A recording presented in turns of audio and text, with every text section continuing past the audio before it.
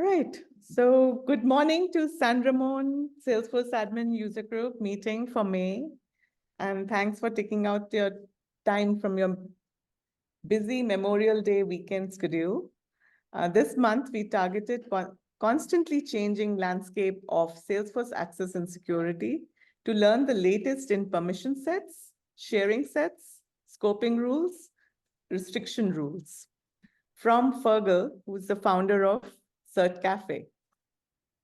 Thanks to CertCafe, I actually certified myself in Sharing and Visibility Architect certification. And it's one of the best resources if you want to certify yourself in Sales Cloud or Sharing and Visibility Architect certification. And they are also going to launch some more courses soon. So for information, this session is recorded and will be posted in San Ramon SFDC YouTube channel. The recording as well as the slide deck will be posted there. And so please do subscribe to that channel and look at that channel if you want to revisit all those concepts shared here today.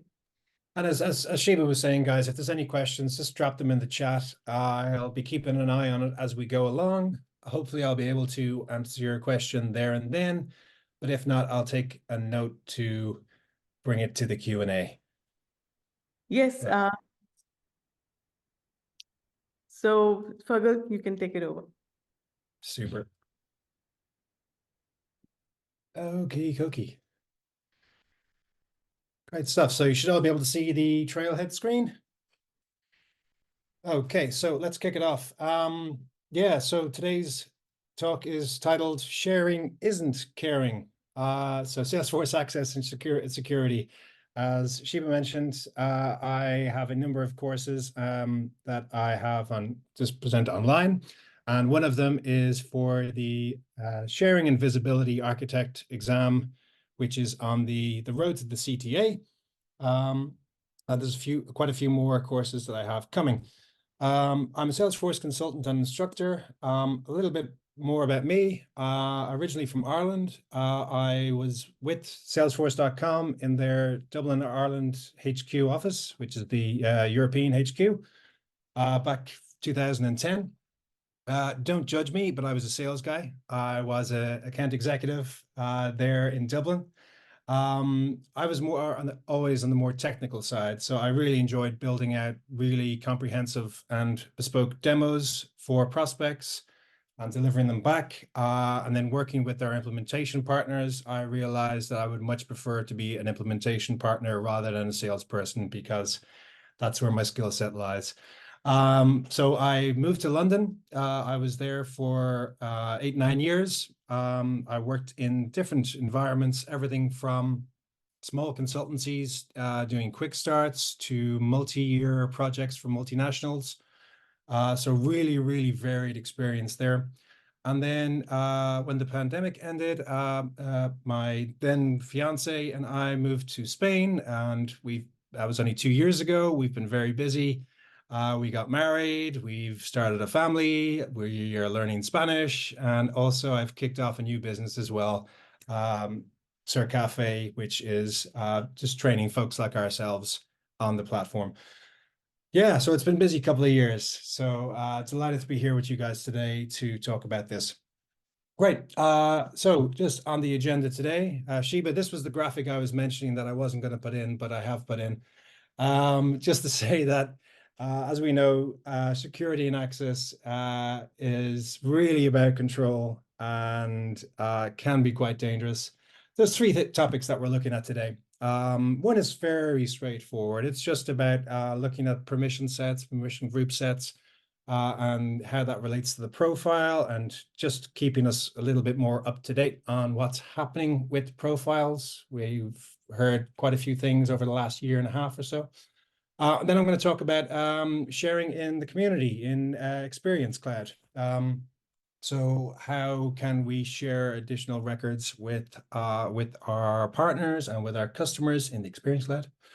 And then, the last one is relatively recent. It's all about scoping rules and restriction rules, which brings up the principle of least privilege. So I'll talk about that in more detail. Okay, right. So let's dive into everything about sharing sets. Okay. And 1 second, I just want to see if I can. I don't think I can. Where's the chat? Let's make sure it's open. Okay, my chat's back open again for any questions. Okay, great. Cool. So, yes. So you may have seen over the past year and a half, maybe, that there's been a big push for permission sets, and there's been talk about profiles being retired, which was interesting. So the question comes up quite often: why would Salesforce do this? What are the benefits to it, and what are the downsides of just using profiles like we have as always? I think the big area that they had is that it helps us break down the permissions around different functional areas. I've got some examples that we'll go through in a demo work. But also, in my opinion, it helps us be very focused object by object, saying what is capable for each different character in our Salesforce on an object by object basis. So I think that's where they were going with it. And also it ties in with anything that is related with integrations as well, but we're not going to touch too much on that today. Yeah, I mean, I've been in Salesforce since 2010. So with 14 years times 3 releases, that makes me 42 releases old in Salesforce terms. So I was quite nervous when they were saying that they were going to retire profiles. But let's not panic. If you're not following Cheryl Feldman on LinkedIn, or if you're not connected with her, please, I'd advise you to do so. She is Senior Director of Product Management, and this was her last update regarding profiles going end of life. It's basically not happening. It was lined up for, so I think it's spring 26. Yeah, not really going to happen, but she is still recommending that we get on top of it because a lot of the upcoming functionality is going to be, if not dependent, but highly focused on it. So yeah, I just generally for all release stuff, she's a great person to be following on LinkedIn. Great. Probably something as just a reminder for the older hats in the room, and maybe just to highlight for the newbies, is the difference between permissions and access. This is an age-old conversation, also known as profiles versus roles. So permissions, typically anything you can find on the profile. So there's a tick box to be able to convert leads. There are the create, read, edit, and delete options, as well as the view all and modify all for all standard objects and custom objects. So we can see there that leads view all, that's actually a permission and not related to access. And then there's different things like you can say that you can access particular connected apps. Again, these are permissions. So access is all about the records you can see. And this is dependent on things like org-wide defaults, the role hierarchy, and sharing roles. And in my last count, I think I listed 23 different ways that you can share records with different users in Salesforce. I'm not going to list them all today, but this will be just pertinent for as we go along. So permissions is what you can do with the records you can see, and access is all about what you can see. Okay. Okay, so let's have a look at permission sets. Permission sets set groups. What will be new for a few people here today is the view summary and the user access policies, which are both in beta. So I think I'll just transfer over to my org. Super. Right. First thing we want to do for anything related to our permission sets is we want to just jump into user management settings, and we want to ensure, here we go, that our user access policies is enabled. Okay. And this will give us this option here under users. So I'm going to jump in here, and I've created just something very quickly here called San Ramon for today's demo. And what I can do is, this is a way to control our permission sets and our permission set groups, okay? We'll come back to this because I just wanted to show you where it is. So if I go to our permission sets, I'm guessing the vast majority of you have used a permission set in some shape or form, whether you were installing, something from the App Exchange or anything like that. I just have a couple of very simple permission sets here.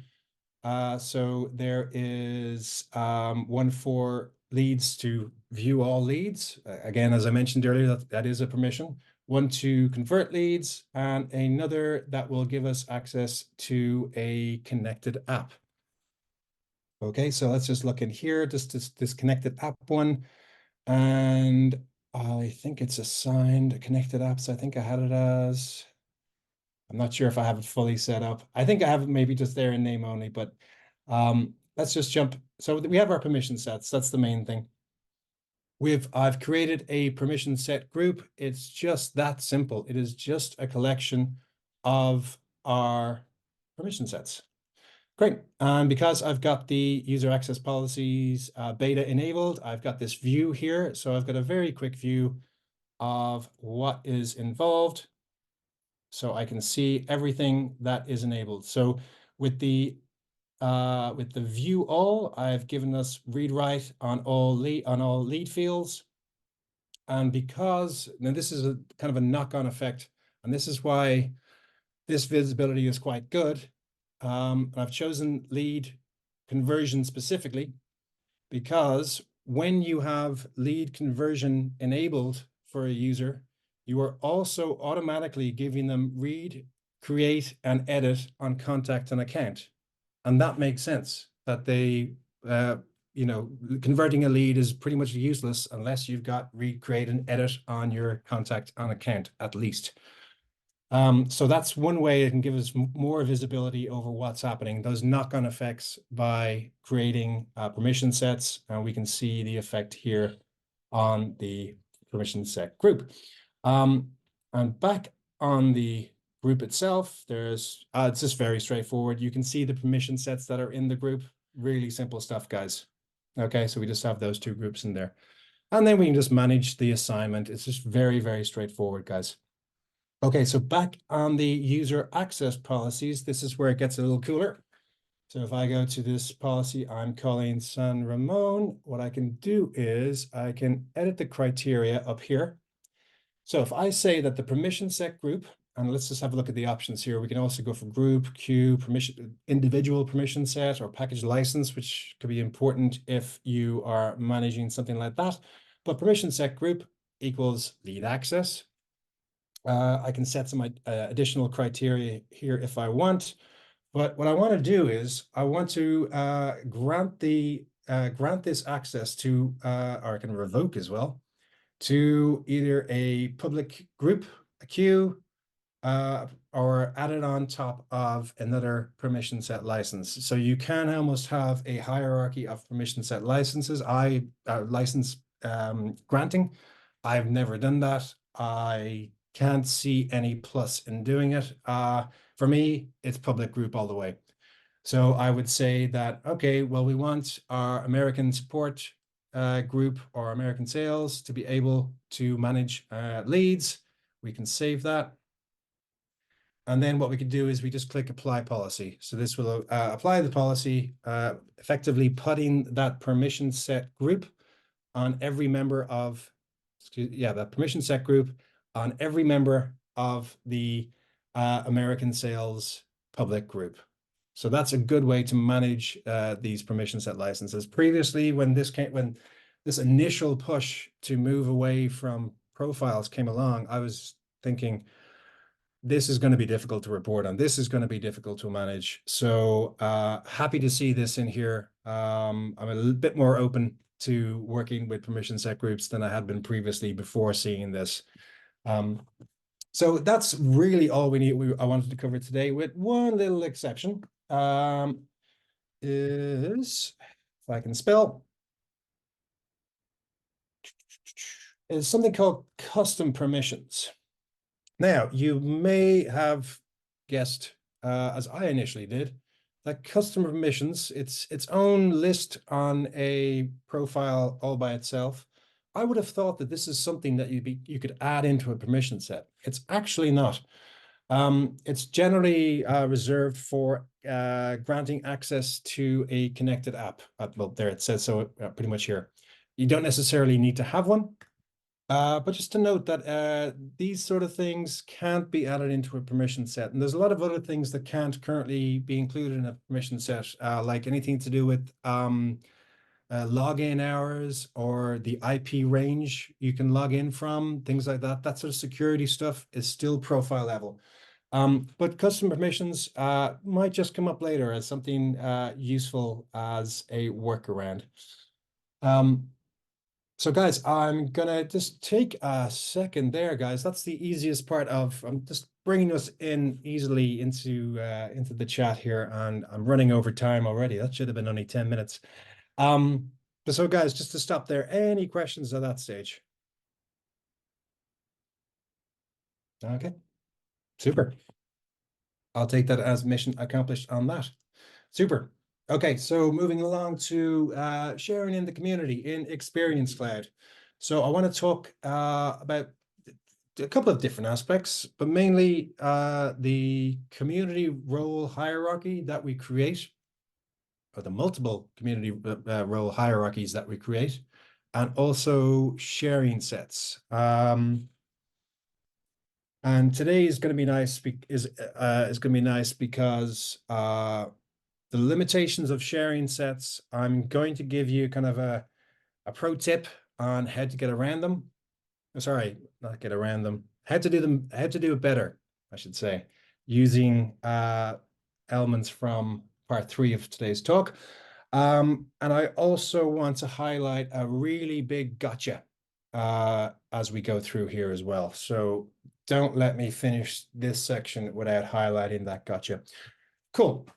Okay, so for community roles, yeah, when you enable, let's just go for the partner example here, for a partner community. When you create a new community and you start creating users, you enable an account as a partner account, if you've ever clicked that button, and then you start enabling those contacts as partner users. You're creating a hierarchy, a role hierarchy for that company. So you might not see the name listed, but under the hood, if you enable Acme Corporation as a partner, you are creating 3 roles for that partner. It'll be Acme Corporation user, Acme Corporation manager, and Acme Corporation executive. So these will follow just as the same as a regular internal user role hierarchy, in that users, records owned and visible and accessible to the user, they are all accessible to the manager level, and all those accessible to the manager level are accessible to the executive level. Also keep in mind that just the same as the regular role hierarchy, there's no automatic sharing of records between peers. So just because one person is an executive and another person executive does not mean that there's any sharing of records there. And we also have the option of a partner super user as well. Cool. However, for sharing within the community, even though they have these roles, we can't use sharing rules. So if you remember back to sharing rules, and as I mentioned in part 1, we share with roles. We don't share with profiles.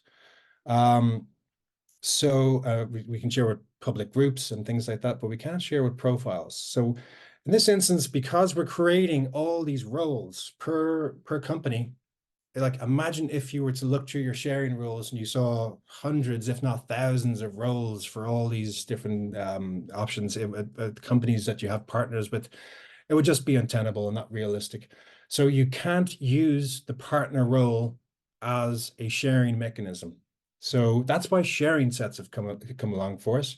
And what we're doing here is that we're taking user criteria with a match of record criteria. So it's a different way to share. It's not particularly powerful, the main use case I'll bring you through right now, actually. Just as I'm going along, is that all clear for everybody that we cannot use sharing rules for the community users? I think it is. Super. Okay. All good. Let me just jump in here. Right. So where do I want to go? I'm going to go to digital experiences and go to settings. Great. So, okay, first up, guys, I want to just make sure that I've got my chat back on. Yeah. This is the big, huge gotcha. And for some demos, I've caught myself out on this, where I was building out a demo where I needed multiple community roles, and I forgot about this setting. I think it actually defaults to 1. The number of customer roles, the number of partner roles. So if I just had this set to 1 and 1, I would just be getting Acme Corporation customer user and Acme Corporation partner user. I need to have these set to 3. And the reason why this is important is if I start creating users when there's only 1 role, those users, and then I subsequently change this to 3, my existing users do not have the option for those other roles. They are locked in with just 1 option. So you can imagine if you set up a community for your partners, and then you create 1,000 users, and the business says, "Hey, great, okay, super. Now we need a hierarchy within there so they can manage themselves a little bit better." And you're going, "No problem. I'll just switch this over to 3." It'll let you change it to 3, all right, but you will not be able to change those users to manager or executive level. You'll have to export, import, and a whole lot of VLOOKUP possibly. So just keep that in mind, guys. Also, here is where you set your super user. I think we're all kind of familiar with that. Okay, right stuff. So with that out of the way, we scroll on down to sharing sets. So as I mentioned, this is the limited tool that we have to grant access to our community users based on a match of user criteria and record criteria. So let's have a look at that now. And I'll bring you through probably the most common example. I'll just pick a partner, or sorry, let's just go, it'll be a community user, let's say. So let's just say that we want our community users to be able to see all cases for their company that have been raised against their company. What we will do is we will say, okay, it's customer community user, the object is case, and then the mapping is, and if we think about it, it goes user contact account. So we'll jump up through that. So we go user.contact.account. So that is the account of our customer user. And if that matches the account of the target case, we can give them read only. Okay, so as I said, guys, not massively powerful. I had a use case on a project where we really tried every single way that we could to give our users access over some objects to the right extent, and we couldn't engineer it so that we had this kind of this type of user criteria matching object criteria. So in my opinion, when it works, it'll work great, but it is quite limited. Okay, so we will be looking at a nicer way, possibly a nicer option that we could use here. But for now, I think we can jump back to the slide deck for that one. Oh, sorry, I'm racing ahead here. Where were we? We were here. Cool. Fergal, we do have, it's right now 22. We do have over half an hour, so no need to race ahead, I guess. Okay, good We stuff. have over half an hour for this presentation. Yeah. Super. Okay. Let me just check my notes first. Okay. Okay, well then we can take a little bit more time with with part 3. And this is where we'll be talking about scoping rules and restriction rules. And I think this is quite new to a lot of people. So if you've ever heard of the principle of least privilege, it's that typically we only grant access, we never restrict it. So we start with the assumption that nobody has access to anything, and we incrementally grant access to people. We don't start from the basis of everything's open to everybody and then shop backwards. It's the exact opposite. We give everybody zero access and only give them what they require. And so gradually open up until we've got a working solution. If you haven't heard that explicitly, I'm sure it kind of rings through, and you've heard it somewhere before. Scoping rules doesn't quite do that, but restriction rules, this is new. This is different. This is a break from what we've done before. So it's not just a new feature. I thought that they didn't really make enough of a fanfare about it in terms of it's contrary to one of the principles of system administration, in my opinion. Okay, so let's just look at scoping rules first of all. Now with scoping rules, it's really all about just kind of hiding away. It's not restricting, it's hiding away a set of records away from users, just so that their work is a little bit more efficient, and that when they're let's just say if they're using a lookup to find the partner that's going to be working with them on this opportunity, it's only showing them a subset. We'll get to more detail, but it's more about data integrity and efficiency. It will hide records from users, from their list views, from the reports, from lookups, from dashboards. But if they go looking for the record, they will still find it. So that's important to note. It's not totally restricting their visibility. It's just hiding it away from their usual day-to-day experience. That's all it is. And it's available on the big 5: accounts, contacts, leads, opportunities, and cases, as well as our activities and any custom objects. So again, it's I think the use case here is probably for high volume users, maybe. So just that they're focused on what they need to be focused on. So that they could, let's just say they can only really see any leads that they belong to them or their queue, but they still are able to find leads if they want to look for them. The cool thing here is that you can consider this when you're looking at your duplicate rules. If you might remember, when you're setting up a duplicate rule, you have the option to bypass the sharing rules. And what happens if the user's record is a duplicate of a record that they cannot see? What happens then? Scoping rules are a nice alternative to that, so that they can be notified that they have a dupe that is just not in their work stream, but that they can still go and see.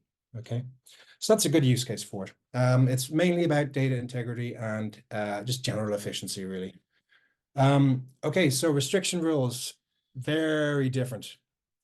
This is where we are absolutely restricting the user's access to records. Quite often on the course that Shiva was on, she'll be aware that under the hood there are sharing tables, as in which record or which user or queue or group is able to see a particular record and why they're able to see it. I actually don't know how restriction rules are built in under the hood. I haven't got that far yet. That'll be interesting. I don't think it will come up on an exam, but that'll be interesting. But restriction rules are available for custom objects, tasks, activities, contracts, and big objects. Contracts are in there, which is an interesting one, because if everyone casts their mind back to the org-wide defaults, and the first line there is typically accounts and contracts. So it's interesting that you can restrict contracts. I think that's the main reason for that, really. But this is completely restricting access to records. Again, this is contrary to the principle of least privilege.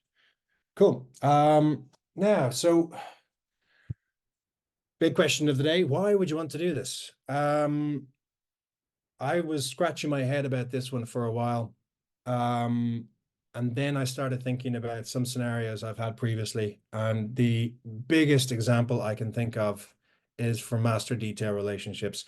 So if you can imagine, guys, that if you have a custom object called account plans, and you want to link that to your accounts. So for every account, there's going to be a related list of quarterly account plans, who we're going to contact at that account, what's the white space, what can we sell to them, what's the account team thinking, all that sort of stuff.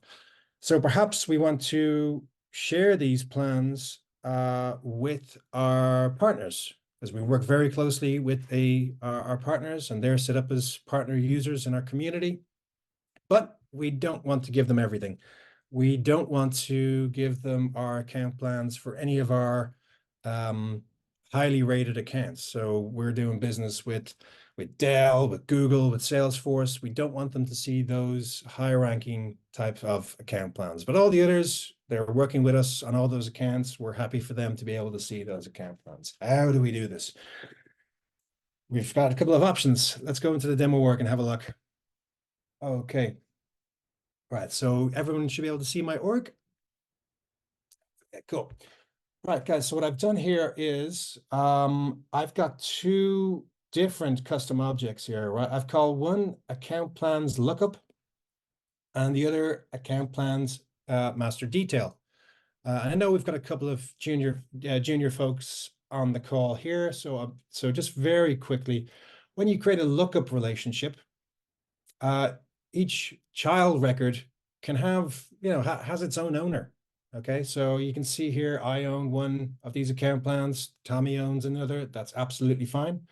But in a master detail relationship, the owner is the owner of the master. So I am the owner of these account plans. It's not explicitly listed, but child records on the master detail side of master detail are owned by the parent. Absolutely, there's no way to change the ownership here on its own, right? So this is interesting. So it also means, this is the big thing about master detail relationship, is because its ownership is entirely decided by its parent, so too is its sharing. So for any object on the detail side in a master detail relationship, it doesn't have any sharing rules. There's no option for sharing rules. There's no way to share it. The sharing is also entirely controlled by its parent, in this case, the account. So that means anybody who can see this account, as long as they have the permission to see account plans, they'll be able to see these account plans. Okay, so that's just for the junior. Okay, I'm boring the old hats here, but for new folks, just to make that clear. So, yeah, back to our case. We want to be able to restrict some of these account plans away from our partners. Okay, so let's see how we might do that. So let's jump into settings. Go to Object Manager, and just remember this is a custom object, so it is applicable for restriction rules. We'll go down here. We can see there's also scoping rules, but we'll go for restriction rules. Cool. It'll tell us a little bit about it. So well, I mean, you can read this in your own time, but it goes to org-wide defaults, the sharing mechanisms, it then applies the restriction rules. Okie dokie. Cool. So restrict account plans.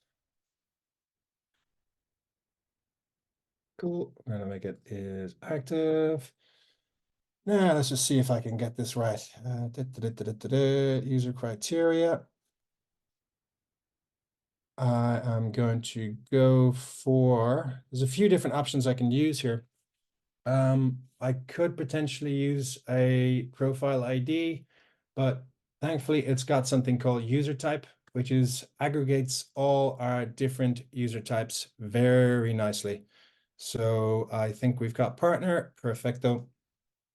And our criteria, record field. And here we can navigate up through into account, and we can say where account, what account rating, I'm not sure what this is going to be. There we go, hot. Let's just say that's our top accounts. So all we're saying here is that if the user type is partner, we are restricting their access to any account plans where the account rating is hot. Super. It really is as easy as that. We do have a couple of other options here. I'm just going to check something here, guys.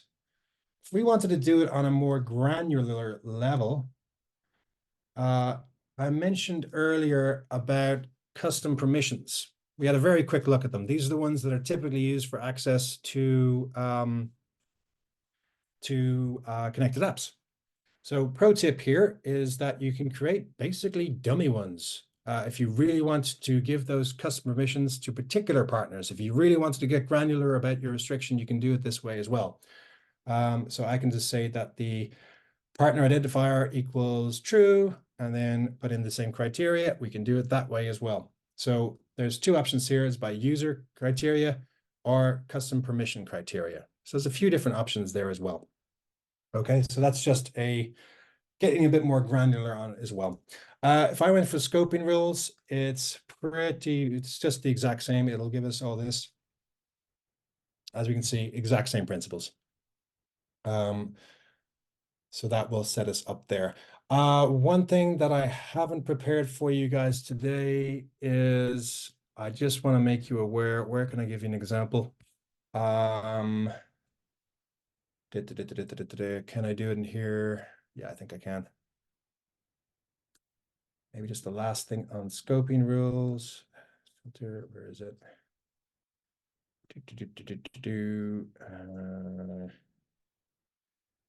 No. Sorry, guys, there's one thing I haven't prepared. I just came across it while with a customer the other day, but scoping rules can be applied or not in here. I think it's because I don't have a scoping rule set up actually, but you can actually customize the reports that you as admin see with a scoping rule enabled, if you so wish. Unfortunately, I don't have that prepped for today, guys. But just to make you aware, it's I'm pretty sure it's in our report builder, just don't have it here for you today.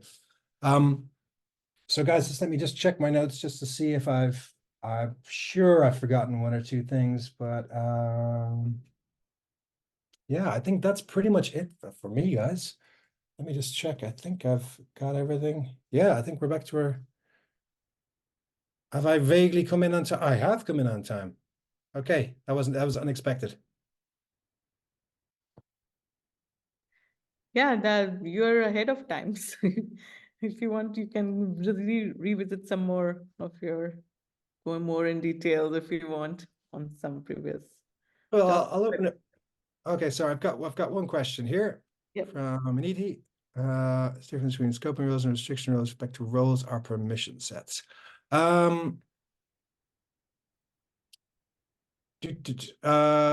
sorry, yes. So Aniti, if you just want to clarify your question there. So are you talking about what's the difference between scoping rules and restriction rules over here versus roles? You can speak on it. You can come here and she's in the room here, so she'll ask.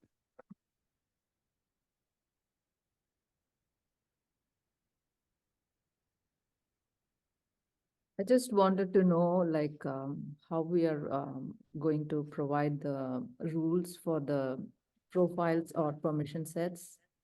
With like, maybe also know the difference exactly between the scoping rules and the restriction rules. Yeah, okay, no problem. So we just jump back up here. So the difference between the scoping rules and the restriction rules, first of all, scoping rules will cover off top 5 standard objects. So accounts, contacts, leads, opportunities, and cases. So that's the big one. And that it will kind of hide away the records from all your list views, from any lookups that you have, and also from the reports that you're looking for. But if you just took a call, at work, and someone says, I'm from Acme Corporation, you're looking in through your list, you don't see Acme Corporation. If you use the universal search, you'll still be able to find the record, even though it's out of scope for you. You can still find the record. With restriction rules, you will not find the record, no matter how far you look. And I think that's the big difference between the two. So in terms of applying this, it's really just, you actually won't see it on a profile. That's actually a good question, actually. I should have made that a bit more specific. It really is defined down here. If your user matches this criteria, the records that match this criteria, that is restricted from you. So that's a very good question, and that you don't see it on profiles, you don't see it on permission sets, you don't see it. It really is standalone. So that's one reason why, another reason why I was kind of alerted to this when it came up. Like the fact that it was restricting access in the first place, I thought was not great, but also that it's very much standalone here in the object manager for each object. So it means if you've ever come across that question on one of your exams, maybe admin or advanced admin, a user reports that they can't find an account, even though they believe that the account exists. Well, we've got a whole another category of reasons why that might be, scoping rules and restriction rules. It's making admin life a little trickier, and it's something to be aware of. But as I said, the main reason I think that they brought it in was for master detail scenarios. As I said, if you can see the account, if you can see all accounts, then you can see all account plans. And that was always in the master detail. That was always a challenge. And I'm sure I faced that over the years. And typically we broke it down back into a lookup. I'm sure a lot of people, a lot of the veterans here have done so as well. And almost put away the idea of ever making a master detail relationship again, just on the basis of security. But yeah, it's a good question. It really is standalone features, and something to be aware of. I haven't tried to build any metadata reporting around it. Hopefully that's something for the idea exchange. So the difference between this restriction rule and validation rule, it also it takes into account user criteria, like the user is a partner or For validation rules, I don't think that is an option. No, no, I don't think we've any. like you're restricting the a certain profile to a certain record, right? Like in that case, but here you're in validation rule, you can generally just do one criteria, but I guess in restriction rules, you can also have user criteria and the record criteria. Is Well, that it's a match of the two. Yes, yeah. that is true? Yeah. So is that correct? What like for validation rule, is it similar to validation or it's a step up from validation rule? Oh, it's a different animal. Yeah, for sure. I wouldn't put it in the same category because this is about access. A validation rule is it's data integrity, I suppose, more than anything else. But sorry, Pahana, do you have a question? No, actually not question, but just sharing that what I have realized in scoping and restriction rule is the control of scoping rule is in user's hand. The control, like it's like a permanent filter that you can switch Yes. on and off according to your use, according to your need. But in restriction rule, all the control is in the administrator hand. Yeah, sorry, that's a User good cannot point. do anything about it because the administrator is restricting the user through the restriction rule. But the formation of restriction rule and scoping rule is the same. Like you have to put user criteria, you have to put record criteria, everything. And but the main difference is the control. Because if you see the list view, filter by scope is always there. So if the user want to apply that filter, he can do filter by scope. And if he doesn't want to do, he can uncheck it. That's where I saw So it. yeah, so that is my Yeah. observation. Yeah, thank you. If I jump, that is where I saw it here. It was in my list view. So here it is. Yeah. Edit. There we go. Thank Oh, you. That's what I was looking for earlier. let's go. Yeah. Okay. Yeah. That's a new one, is it? It just came? It is, yeah. I just didn't have time to research it today, but yeah, it came up. So thank you for that. Yes. I could have sworn I saw it in reports as well, though. I'm pretty sure I did. Again, just didn't have the time to delve into that. So we can filter by scope. Yes, there we go. Oh, okay. Wonderful.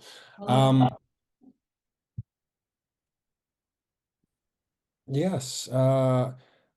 So yeah, just back to just to relate sharing sets with restriction rules here, just very quickly, and I hope I don't lose you guys on this one. Bear with me. Back to my example here. If we were to look at the options that we had here, if account plans lookup or account plans master detail, and we wanted to share these records, which option would be better to share with our partners all those account plans except for where the account is hot. In this case, as we've seen with restriction rules, this is much better. Instead of trying to go this way, having it locked down and trying to open it up with sharing rules, the sharing sets, excuse me. So it's actually quite interesting in this case where sharing is actually made easier because we're opening it up and then restricting. In a partner environment, in a community environment, sharing is going to become a lot easier because we'll be giving them view all and then restricting. And this is something that would have been very useful for us on a few project I had many years ago. It was a real challenge. Trying to, as I said, we were trying to engineer any way that we could use sharing sets the right way. So I think it's going to be very useful in community and experiences that it will actually be a promoter for once for master detail. I know all the devs in the room are now shaking their heads going, I am never doing master detail, never, it's lookup only. But in this case, it could actually give us a few benefits back.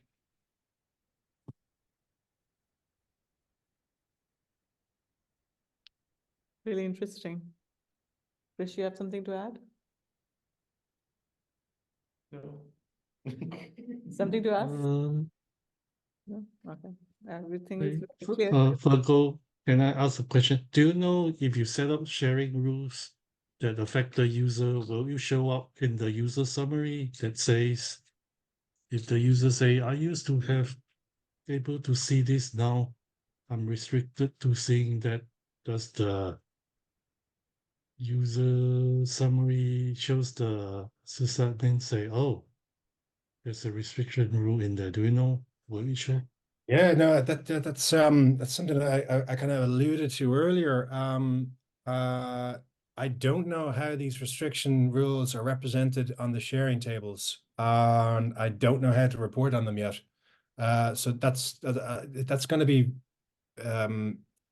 someone needs to do a bit of more research on this one, how to report on this.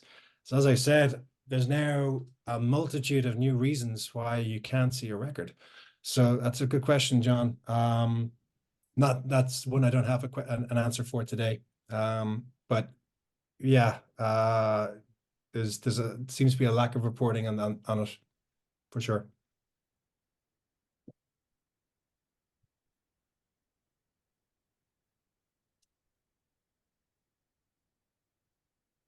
Yeah, I'm getting off very easy today. Okay.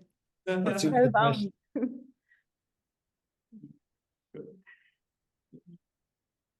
What? So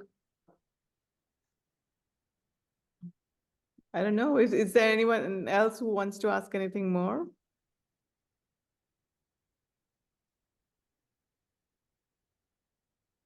Is we okay till 11:30? What, 11:30?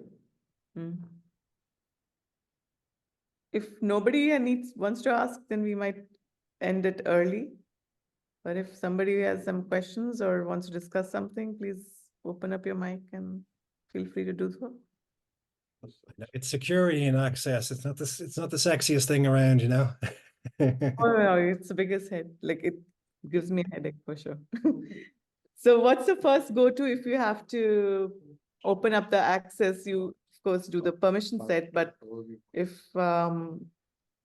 it's like not through permission set, do you go to the sharing rule next and create a public group and open up access through sharing rule?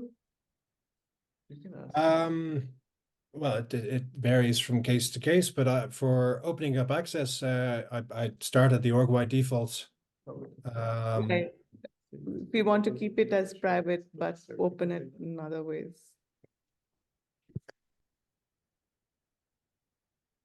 Okay, I also have We a would- question. One moment.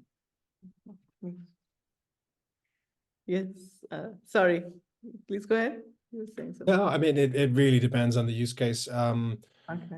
I still, in my heart of heart, believe in the principle of least privilege. You lock everybody down, first of all, and then open it up. And just take it one step at a time, really.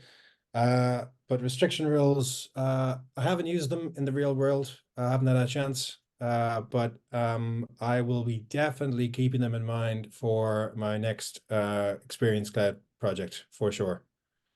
I would love to see them in real life, because once we did it, but we had to revert it back because it created some other issues. Can you So tell us more? wish I could recall it in those minute details. It's been quite a few years since I did that, like when it just launched. But yeah, I remember we basically had to revert back to. We had to basically undo that because it created some other issues. You can also ask about the All right, sharing. Krish wants to ask. I'll just give it over to him. Sure. So Fergal, there's a lot of I guess more junior people on the call, so maybe just like a brief overview on the sharing and visibility cert. So just like the architect cert, maybe just like say a brief overview as like this talk kind of touches on some of the topics in that cert. Yeah, sure. Well, thanks for the opportunity for a quick plug. If I just jump over to certcafe.com, I'm just terrible at websites. I've done it myself. So as I said, I've got a couple of courses up at the moment, and quite a few of them have fallen behind schedule. But if anybody who has, I think the prerequisite for this is just App Builder.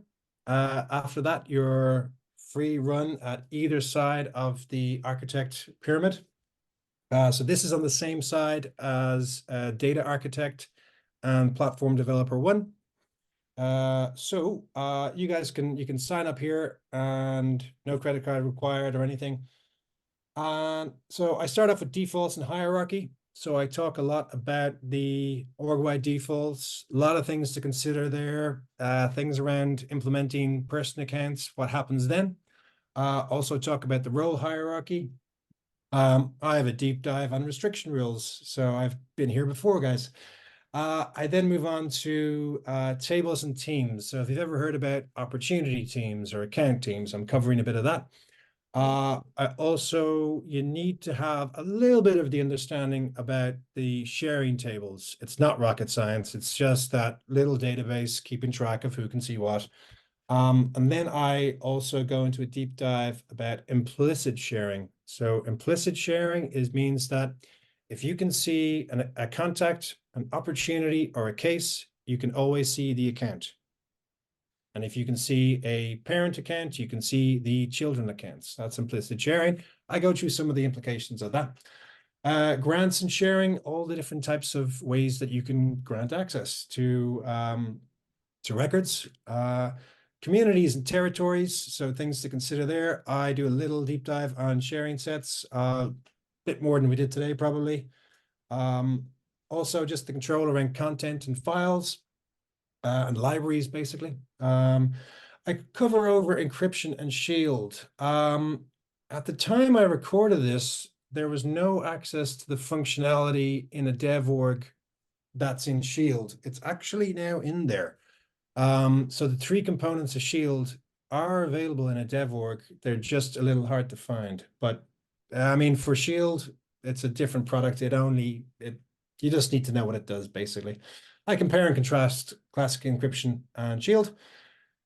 Getting a little more difficult, but you don't need to be a developer for this. Apex and how it relates to tables, Apex and security, also Visualforce and JavaScript security, and how to do a bit of testing around this as well. I do a deep dive on big objects, and then there's a few other compare and contrast there. And I let you guys off easy with locking and skewing, which is nice and easy. That's just when you're doing either regular or once-off big operations to change the ownership that would affect the ownership. Shiba all looks familiar to you, I'm sure, except for the deep dives, and some of those have been re-recorded. So that's for there. I also have Sales Cloud, which I think people would be far more familiar with. And yeah, you guys can check that out for free. Leads and campaigns. Oh, good. This is finally showing. That wasn't showing on the website a few days ago, but there's far more deep dives here. Yeah, so for example, how you can see converted leads and how you can manage converted leads, campaign influence, and all that sort of good stuff. Lots of good fun on that one. Although I had bronchitis at the time, so my voice is really husky in it. Anyway. But Chris, thanks for that. Yeah. Thanks for giving the good overview. It's just good to see where it fits in the whole in the Cert ecosystem. Okay. Thanks. Yeah.